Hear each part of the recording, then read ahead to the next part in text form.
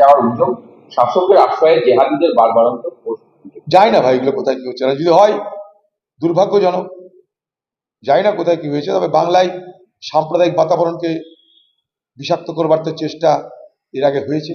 আমাকে হারানোর জন্যই তৃণমূল তার নিজের দলের এমএলএ কে ব্যবহার করে এখানে দাঙ্গা তৈরি করে সেই দাঙ্গার কৃতিত্ব নিয়ে হিন্দুদেরকে মেরে খেদিয়ে দেওয়ার নিদান দিয়েছিল।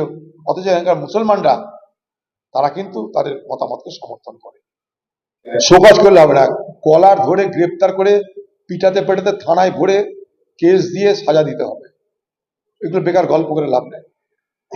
এই যে যাদেরকে নিরাপত্তার দায়িত্ব দেওয়া হচ্ছে কলেজে, এই হাসপাতালে সেই নিরাপত্তার দায়িত্বের যে এজেন্সি বা যারা ওখানে দায়িত্ব পাচ্ছে তাদের সম্পর্কে পশ্চিমবঙ্গ পুলিশের আরো বেশি ছানবিন করা দরকার। এখানে হাসপাতালে এই নিরাপত্তা রক্ষীরা, এই এজেন্সিরা, তারা সেখানকার যারা মহিলা সেবিকা, নার্স, তাদের উপরে নানা রকম দৈহিক নির্যাতন করছে।